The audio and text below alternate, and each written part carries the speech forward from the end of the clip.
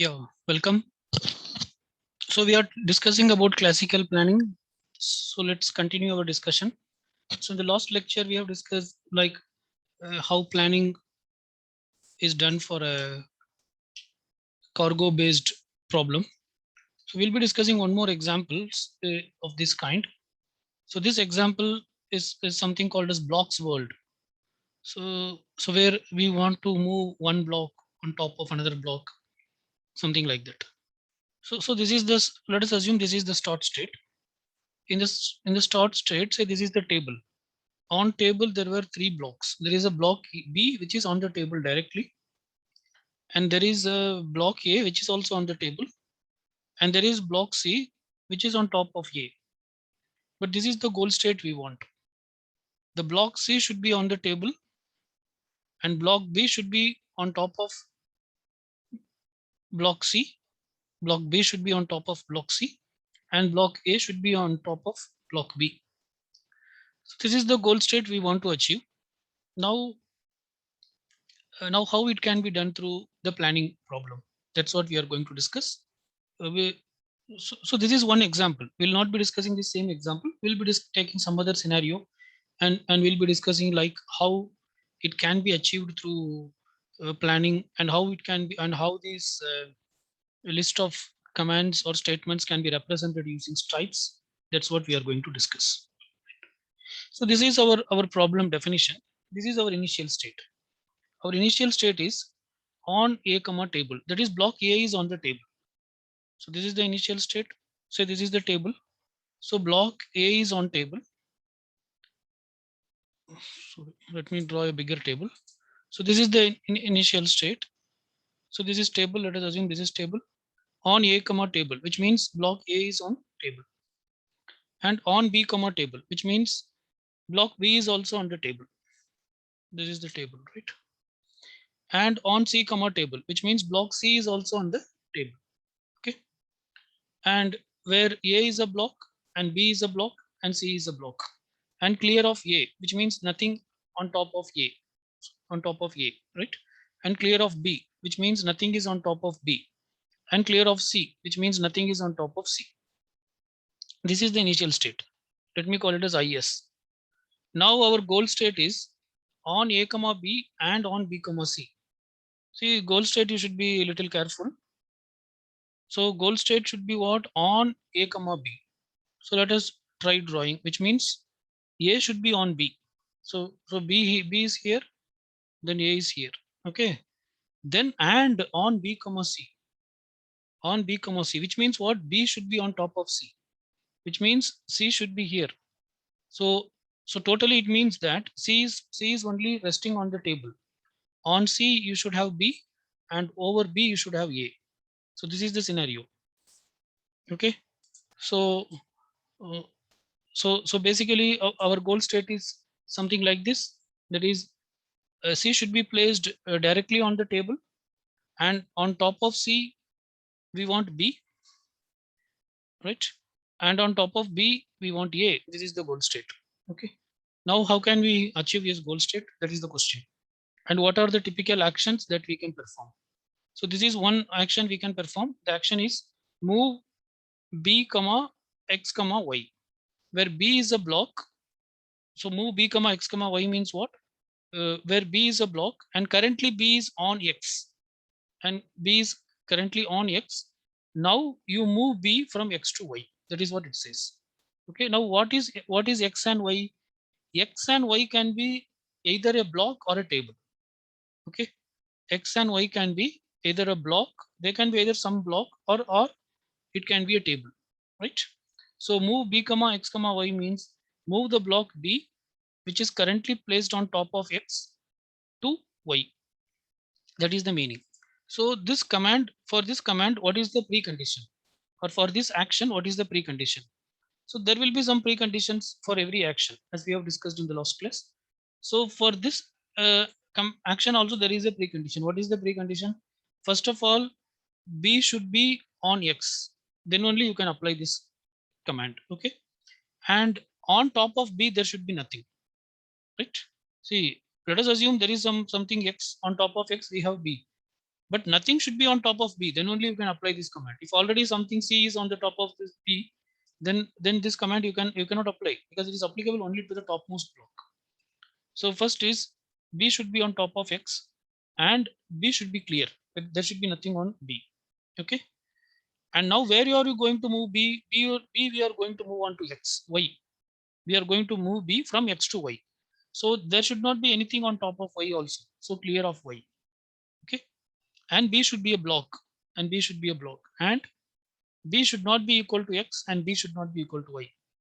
That is, these things should not be same, and X also should not be equal to Y. If these conditions were satisfied, then we can move the block B from on top of X to on top of Y. Okay, so that's the that is how this action is defined. So once you apply this action, suppose if this precondition is satisfied, and if you are applying this action, then what will be the result? The result will be something like this. After applying this action, the block B will be on top of Y. Block B will be on top of Y. X will be cleared. There is nothing on top of X, and no more B is on X. That is not on B over X. Okay, and not clear of Y. Previously Y is clear. Now Y is not clear. So after applying this action, what happens? B will go on top of Y. B will go on top of Y, and X will be cleared. There is nothing on the top of X. Okay, and B is not on top of X, and Y is not clear. This is not is here. Okay, and Y is not clear. So this is the effect of applying this particular action. Similarly, we have one more action. This action is to move something to the table. So we have an action something like this. Action move to table B comma X.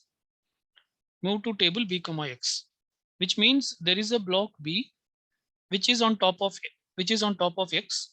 Now we are saying that move this block to the table. That is what it says. Move this B to table. Now for applying this action, what is the precondition? First precondition is B should be on X. Okay. And next is there should not be anything on top of B. So B should be cleared, and B should be a block. B should be a block, and B should not be equal to X. Both B and X should not be same. First is B should be on top of X, and B should be cleared, and B should be a block, and B should not be equal to X. Right? If you perform this operation, then what will be the effect? If this precondition is satisfied, and if you perform this action, the effect will be B will be on table, and X will be cleared, and B is not on X. Okay, so this is the result of this particular action. Now these are the something like syntaxes for various action. Now this is for this our problem. This is our problem. For this problem, what are the sequence of actions we need to perform to reach the goal state? That is the question. Okay. So first, what should we do? Now in our case, everything is on the table. So you need not apply this. Move to table is not required. First, we should move B to the top of C. Okay.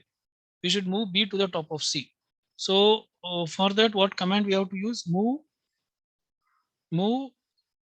B comma, move the block B.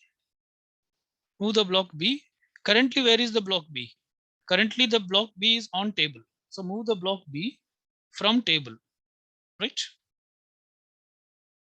Okay. Move the block B from table to where? It should be moved to C, right? So now the block B, which is currently on top of table, will be moved on top of C, right? Next, another command, what should we do? Move the block A, which is currently on table, to block B. So this is first step. When you execute this step, block B will come over C.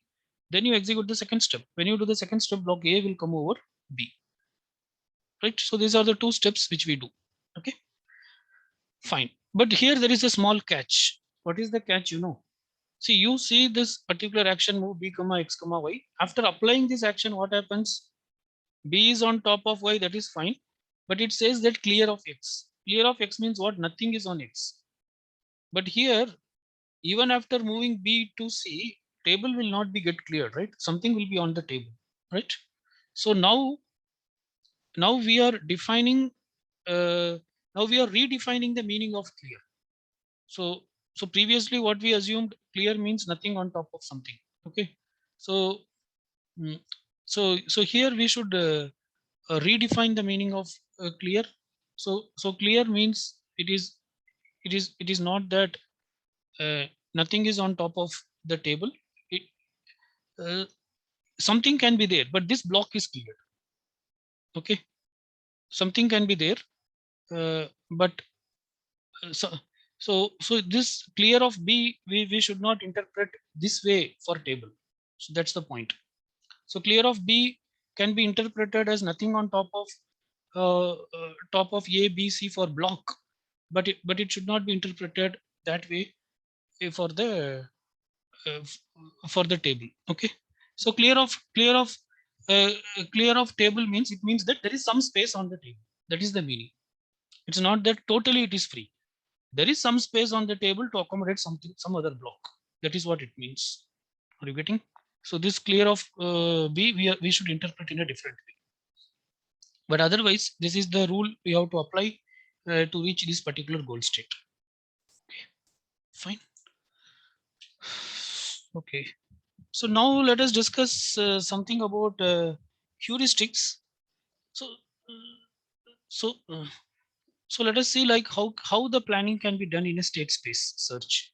So state space search means if you take any problem, it has it has it has a state space, right? It can be in a different states at a particular point. I mean, throughout its uh, the possible states of the problem can be so many, right? Okay, so the straightforward approach for any planning problem is to solve by using state space search. Okay, for solving by using state space search, we can follow two types of technique. Either we can follow forward search or we can follow backward search.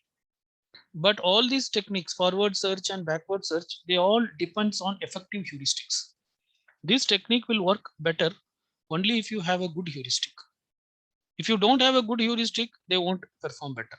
So it all depends on the heuristic function which you will be using. So first, let us discuss briefly about forward state space search. The forward state space search is otherwise called as progressive planning. That is, in a state space search, if you want to apply planning, and if you apply forward state space search, and that is called as progressive planning because it moves in forward direction. So forward means we start with some initial state and then we move on to the next state, so on and so forth until you reach the goal state, right? So this is how the forward state space algorithm proceeds. It starts with the initial state, it performs some sequence of actions until it reaches the goal state. So we define the problem in using, if you want to solve the problem using forward search, using forward state space search, then we'll be representing the problem something with initial state, with set of actions, and with goal test. So what is the initial state and what are the actions that can be done, and depending on the current state, appropriate action will be chosen, and and the problem will move from one state to another state, and this process will be continued until you reach the goal state. Okay, so after reaching the goal state, after reaching every step, after reaching from one state to another state, we check whether the goal is achieved or not, right? The step cost of each action is typically one in strips. The step cost of each action, it is initially you are in the initial state, and when you move to the next state, this now the current state is this. So there is a cost involved in moving from one state to another state. Okay, so this is one step, and the step cost is typically it is one for strips. Okay, but the problem with the forward state space search is it is too inefficient to be practically implemented, because it has many, it will perform many irrelevant action, and that is, it may perform lot of action which is not at all relevant to reach that particular goal state, right? So basically it does not address the irrelevant action problem. uh, the approach also quickly bogs down without a good heuristic, and And if you don't have a good heuristic, this forward state space search, it won't work in a proper way, and it won't provide a good result also. So these are the drawbacks with forward state space search. Hence, mostly we'll be using backward state space search. In backward state space search, we start with the goal state. We start with the goal state and we travel in the backward direction, right? Say for example, let us take this problem. The goal here, the goal in a 10 airport air cargo problem is to have 20 pieces of cargo at airport B, right? So this is the goal. The goal is what? Let us consider a scenario where there are 10 airports. You have 10 airports, okay, and there are some set of cargos. There are some 20 cargos. These 20 cargos are splitted in different places of these 10 airports. Some cargo are in first airport, some are in second airport, some are in third airport, so on and so forth. Some are in 10th airport. But our objective is to have all the cargos, all the 20 cargos in airport B. This is the goal. So here, this is our goal state can be defined something like this. At C1, B, which means cargo 1 is at airport B, and at C2, B, which means cargo 2 is also at airport B, so on and so forth at C20, B, which means cargo 20 is also at airport B. So basically, we want all cargos in the airport B, right? Now, if you see, this is actually, this entire thing contains, so this is our goal state. This is our goal state, but this can be treated as it has multiple sub goals.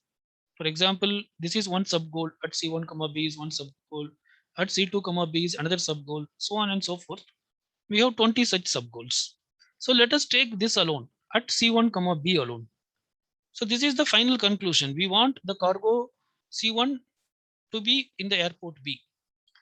Now we are discussing backward search. In backward state space search, we start from conclusion and then we backtrack. Okay, and then we identify the appropriate moves. If the cargo C1 should be at airport B, then what should be the previous state of that? If you want cargo C1 at airport B, then what should be its previous state? Previously, if what state is there, then it can reach to this particular state. The previous state will be something like this: at C1, P, B, which means what? The cargo C1 is at plane B and the plane B is at airport B, right? Okay, so or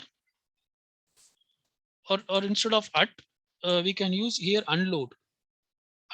Okay, that is previously which step will lead to this step. Previously, if you perform what action, that will lead to this step, that is unload of C1, P, B. So which means what? Unload the cargo C1 from a particular plane P in the airport B, which means already the cargo C1 is in the plane P and the plane P is in the airport B. Only if this situation is there, then only this is possible, right?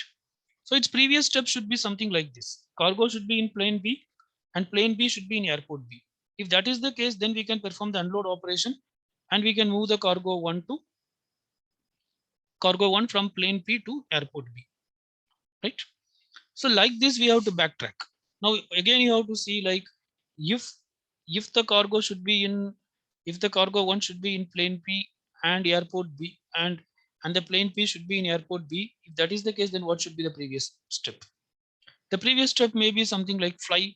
The particular plane may have to fly from one location to another location, so on and so forth. Like that, we we go back and find out what are the relevant actions to be performed.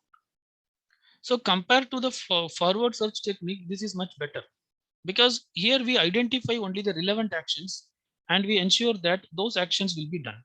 So basically we start with the goal state. From the goal state, we check like if this is to be done, then what is to be done? Then do that. Similarly, if this is to be done, then what is to be done? So on and so forth. We backtrack and identify the route. Then from that point onwards, we keep doing everything, and finally we reach this goal. Okay. So like that, it should be repeated for all the sub goals. So this is how basically backward state space search works. So backward search space is also called as regression planning, because we are moving from the conclusion to the initial state. Okay.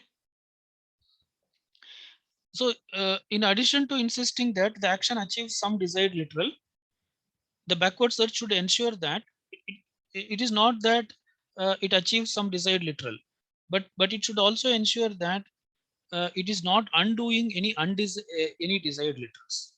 Okay. So achieving desired literals means what? Now these are our desired literals at c1 comma b, at c2 comma b, so on and so forth, at c20 comma b. All these are our desired literals.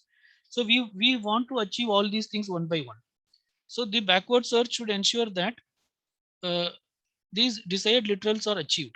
Okay. But at the same time, it should also ensure that it is not undoing any desired literal.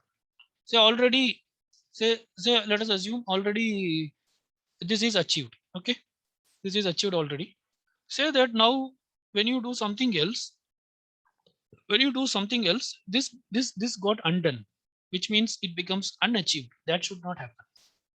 So that is what it means. So the backward search should ensure that the the desired literals are achieved, and also it should ensure that it is not undoing any desired literals. Okay. So ensuring this is called as consistent. An action that satisfies this restriction. Which restriction? The restriction of ensuring that desired literals are achieved and none of the desired literals are undone. That is what is called as being consistent. Okay. So backward state space search should be consistent. Right. So this is in brief about backward state space search. But the problem is neither forward or backward search is efficient without a good heuristic function. They all depend on the good heuristic function. Without a good heuristic function, actually they can't perform in a better way. Right. So basically, we need an admissible heuristic. So you know what is an admissible heuristic? An admissible heuristic is the one which does not overestimate the goal state. It should underestimate. It should not overestimate. Okay. So there are basically two approaches that can be tried to arrive at an admissible heuristic. So the first method is to do by relaxing the problem. The first method is by relaxing the problem, which we already discussed in some cases, like 8 puzzle problem and all we have discussed, like how what you call how the how a heuristic can be identified. So an admissible, so the point here is forward and backward state space search are not efficient unless and until you have a good heuristic function. Now, if you want to have a good heuristic function, so the heuristic function should be admissible. That is, it should not overestimate the goal state, it should underestimate. Now, how will you create the admissible heuristic? That is the question. Admissible heuristic can be created in two ways. Either by relaxing the original problem, so that is one way. And the second method is by performing divide and conquer technique. That is, divide the problem into several small problems and solve the individual problems and take the sum of that. Okay. So when you do that, when you divide a big problem, so you have a problem, and when you divide the big problem into several small problems, and when you do like that, okay, you should also ensure that these so basically these are sub goals. So this is our original goal. Problem in the sense this goal. Problem solving problem means what? Achieving goal. Okay. So we are dividing the problem into several sub problems. It means each of the sub problem will have a sub goals, right? And then we are going to combine all these things. But this is applicable only if all these sub goals were independent. That is, they should not depend on each other. Okay. So this is applicable only if all these sub goals were independent. They should not dependent on each other, right? That is, none of this. For example, P1's goal should be different from P2's goal, so on and so forth, and everything goal should be different. Okay. And also their precondition should be different. Everything should be different. Then only it is possible. Okay. So we'll discuss more on that. But as of now, understand that there are two ways to go get with a to identify a good heuristic. First method is by relaxing the problem. The second method is by using divide and conquer technique, by which we divide the problem into several small problems, and then we solve the problem. We solve the small problems, and we combine all the small problems result, and by that we form the heuristic. But this is possible only when all the sub goals were independent. So we have an assumption here which is called as sub goal independence assumption. Okay, fine. So now let us discuss some heuristics. Let us discuss some heuristic techniques. We'll be discussing some 3-4 heuristic techniques. This is one particular heuristic technique which is called as ignore preconditions heuristic. So we have discussed that basically there are two ways to identify a good heuristic. The first method is by relaxing the original problem. The second method is by divide and conquer technique. Okay, so this actually comes under first method. This is here we are relaxing the original problem. In the original problem, whatever the problem we have discussed so far, say for example the cargo problem, or uh, uh, the cargo problem or the blocks problem, there are, if you want to apply any action, the precondition should be satisfied. Without satisfying the precondition, you cannot apply the action, right? But this, to identify the heuristic, to identify a good heuristic, one of the rule to identify the good heuristic is what? Relax the original problem. So here, this relaxation we are doing. What relaxation? Ignore the precondition. So we are doing this not to solve the problem, but only to identify the heuristic. Ignore precondition. That is, when you want to apply any action, you don't check for any precondition, just apply the action. That's what it says.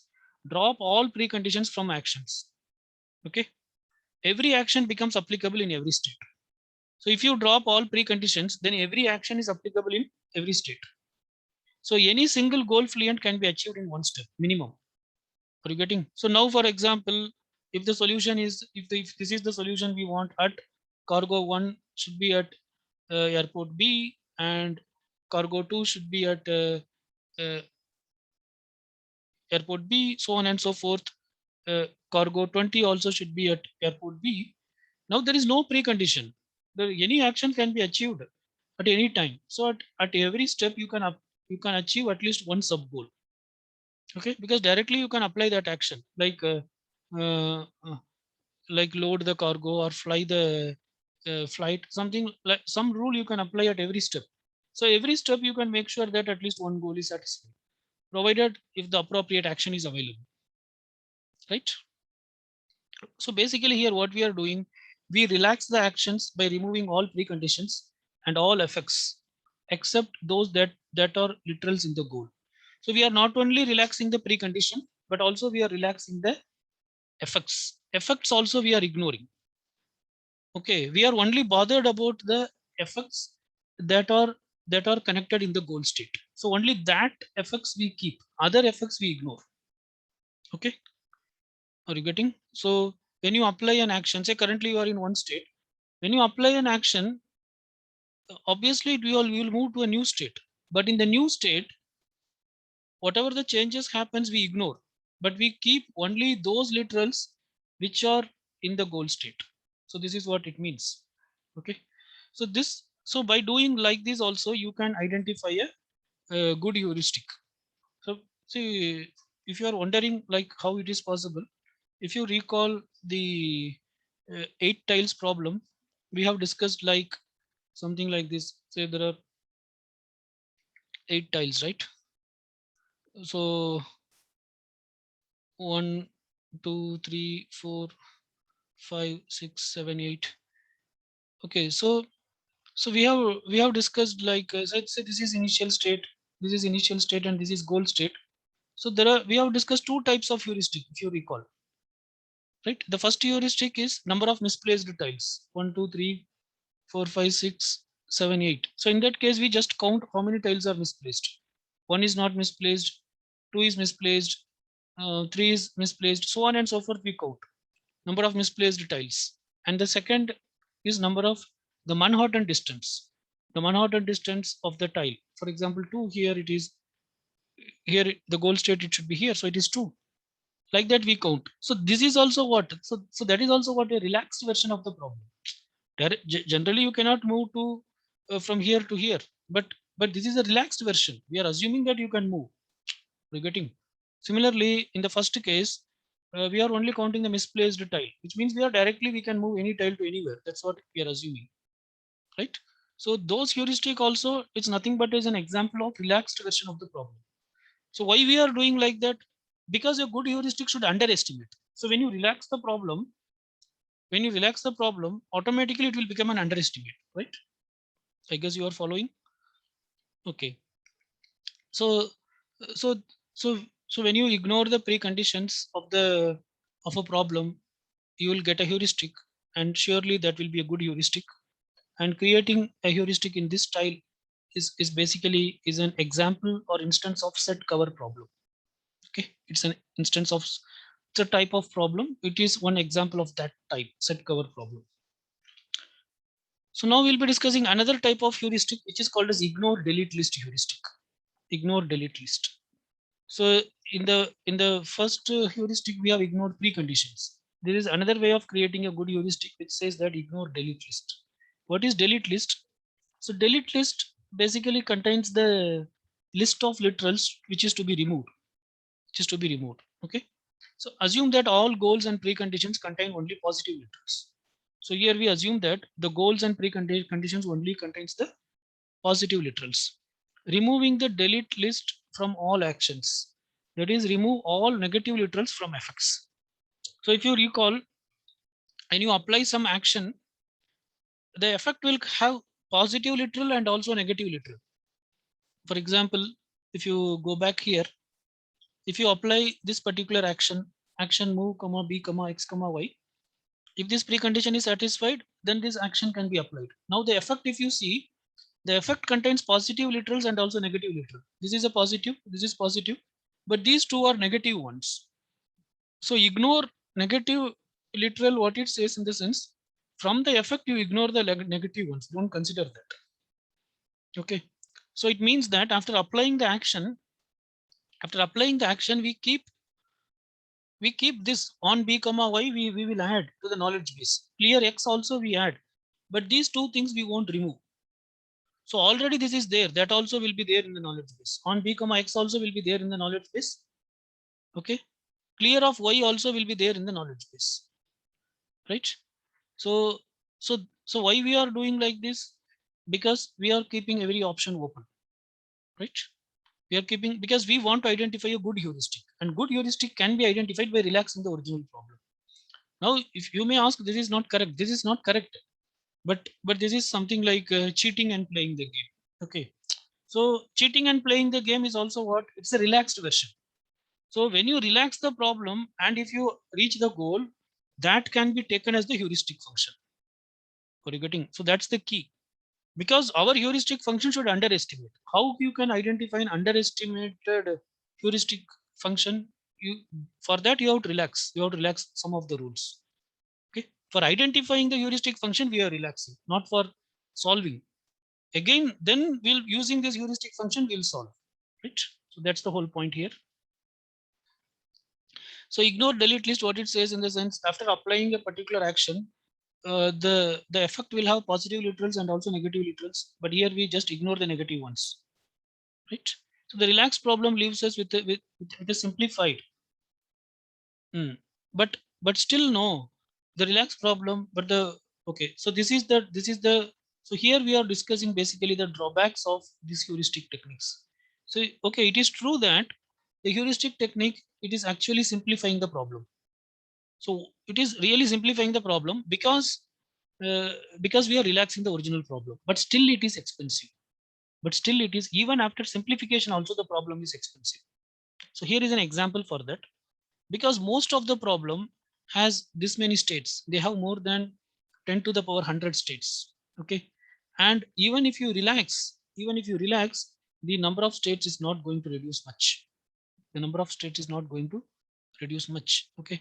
Hence, so if the number of states are less, if originally the number of states were less, then these kind of heuristics will work.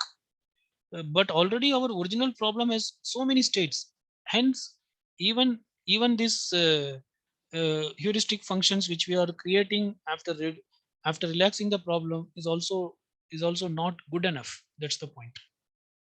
Okay. Hence, we are looking for some other technique which is called a state abstraction. Which is called a state abstraction. So basically, it is a many to one mapping from states in the ground representation of the problem to the abstract representation.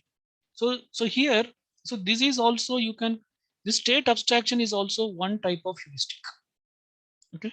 So these, whatever the heuristic which we discussed previously, these are not applicable for the real world problems which we are discussing. The reason is they are relaxing the problem and they are identifying the solution. But our problem contains, see, this many states. So our problem contains states of this order. Hence, even after relaxing the problem also, they are still expensive. After simplifying also, they are still expensive. Hence, it's not practicable to use these heuristics. Hence, we are going for another technique which is called a state abstraction. This is also a heuristic technique. Here, what we are doing in the sense, we are abstracting the problem itself. We are representing the, we are trying to represent the problem itself in an abstract level.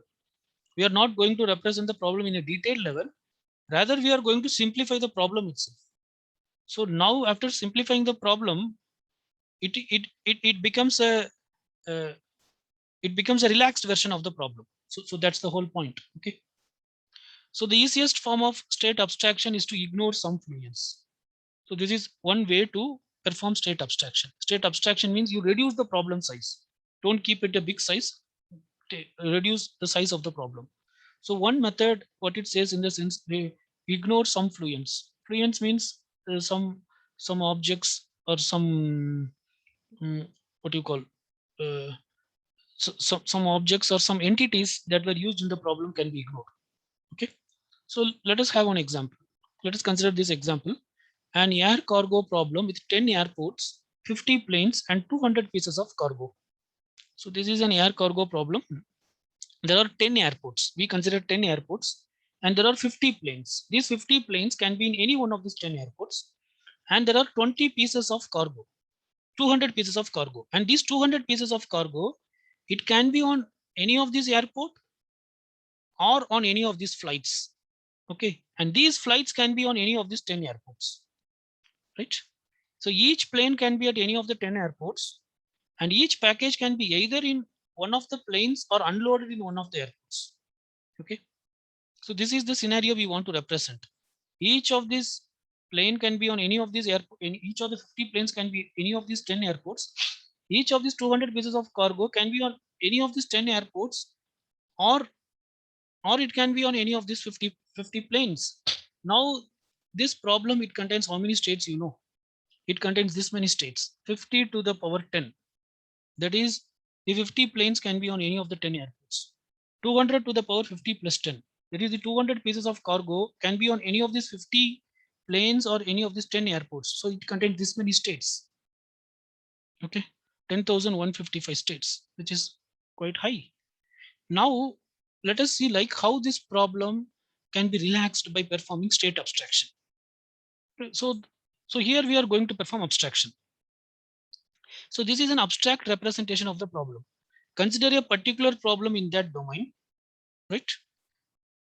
In that domain in which it happens that all packages are at just 5 of the airports. So here package means cargo. Let us assume that all these cargos, all the 200 cargos can be in only 5 of those airports. Originally there are 10 airports. Out of these 10 airports, let us assume that all these cargo can be only in 5 of those airports. And all packages at a given airport have the same destination.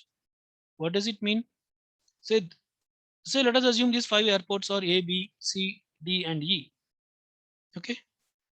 So these, all the cargo will be distributed only in these 5 airports, right? Okay.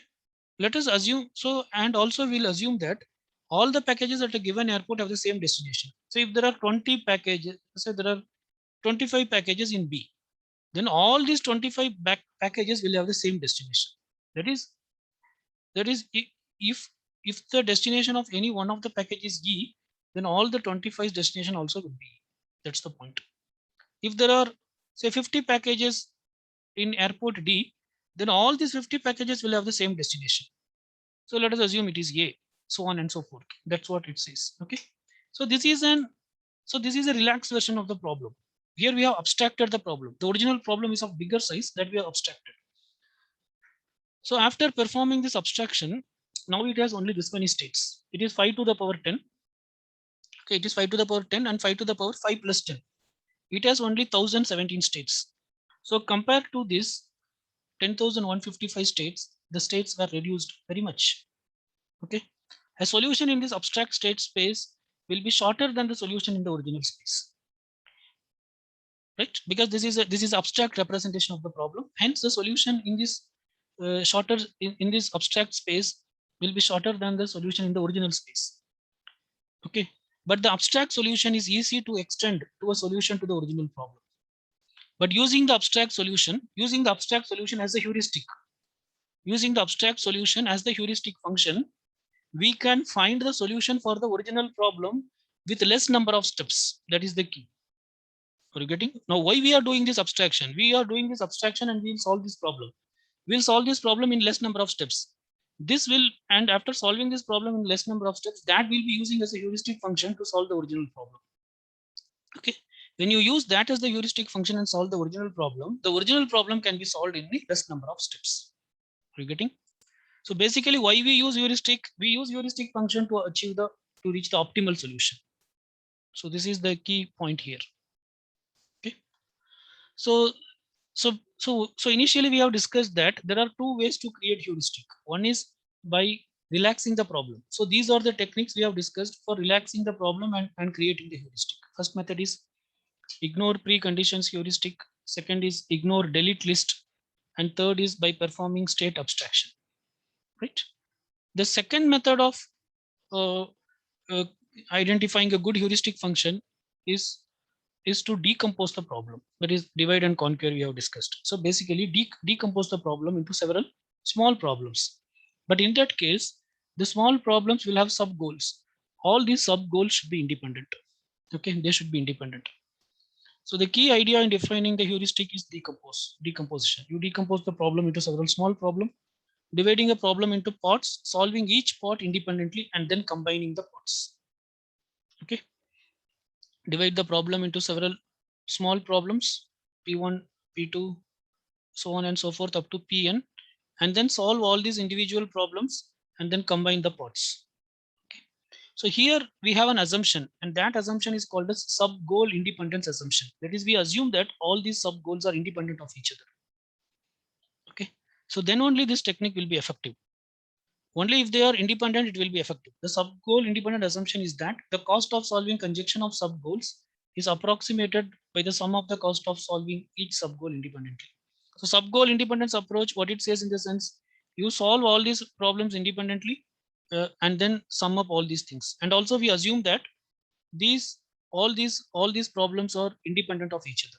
That is, they are not no way dependent on each other. That is, everything has its separate set of goals, and also every problem has its own preconditions. None of the preconditions of each problem should match. Okay, none of the preconditions of any two problems should match. So let us discuss with one example for more clarity. Let us assume that for a particular problem the goal is given as g, okay, which is subdivided into like this, g1 g2 up to gn, right? Okay, where g1 is achieved by solving the problem P1. Okay, G2 is achieved by solving the problem P2, so on and so forth. Gn is achieved by solving the problem Pn, right? So let us assume the cost of P1 is represented as cost of P1. That is, the cost of reaching this goal G1 is through by solving P1 is represented as cost of P1. Similarly, the cost of achieving the goal G2 by solving the problem P2 is represented as cost of P2. Okay. So this cost of PI is a heuristic estimate. So for every problem we have a cost, right? For P1 we have a cost, P2 we have a cost, P3 for everything we have a cost. So each of this cost is a heuristic estimate.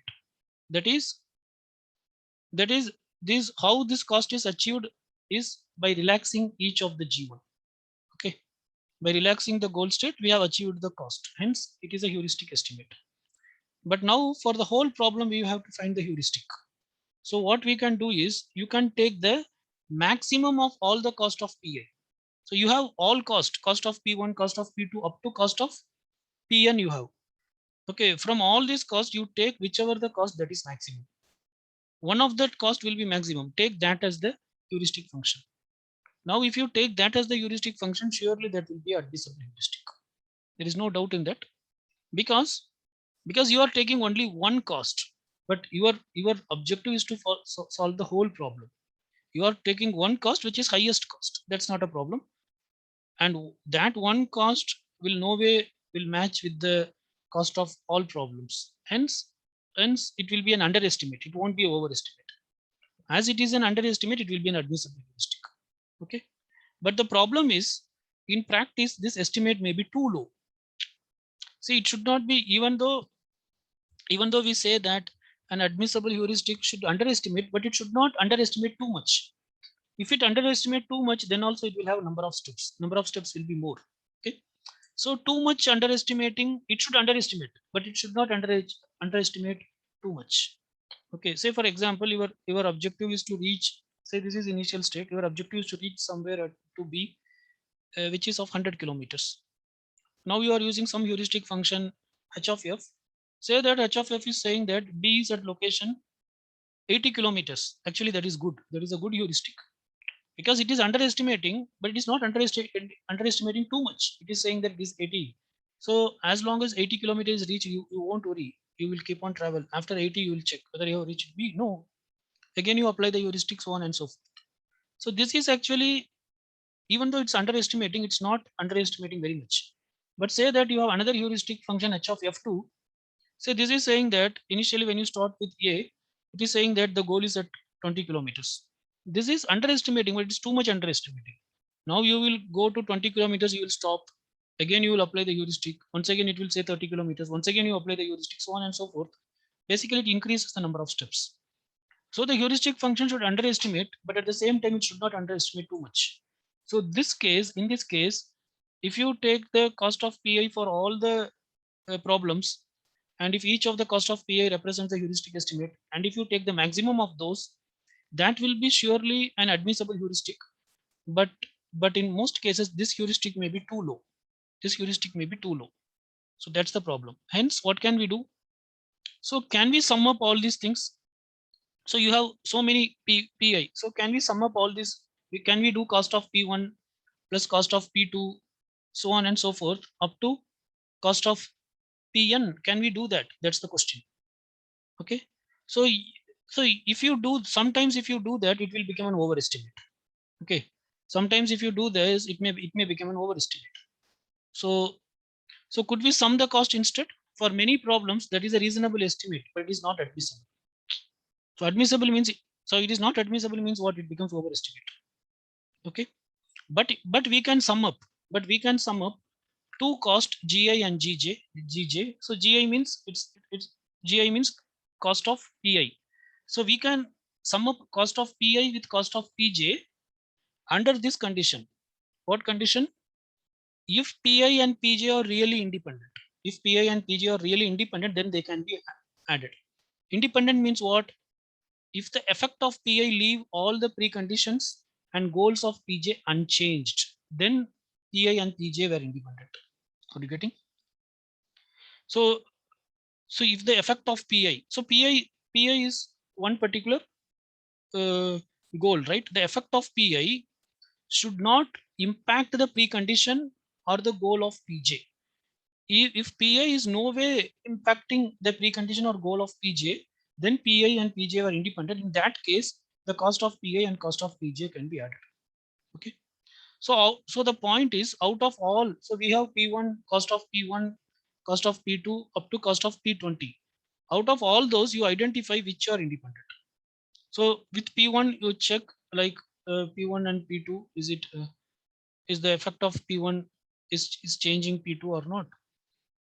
If it is not changing, we can consider that. Otherwise, we cannot consider. Like that, we have to take only those PIs which are independent. Independent in the sense their effect should not uh, sh- their effect should not change the preconditions or goals of the other problems. other sub problems. If that is the case, they can be added, right? So you identify all such PIs and add, then that will be a good heuristic. That will be a good heuristic, and also it will be admissible. So that's the whole point. Okay. So these are the two ways in which heuristic can be identified. But still, uh, uh, but, but even though you identify heuristics like this, but even after that also, even after relaxing the problem also, uh, for most of the real world problems, still the problem size will be very huge. Hence, uh, hence it is not advisable to go with heuristic techniques, especially in case of planning problems. So we'll be discussing basically some other method to solve the planning problems, which is called as planning graphs, right? So that we'll be discussing in the next lecture. Now let us stop here. So thank you.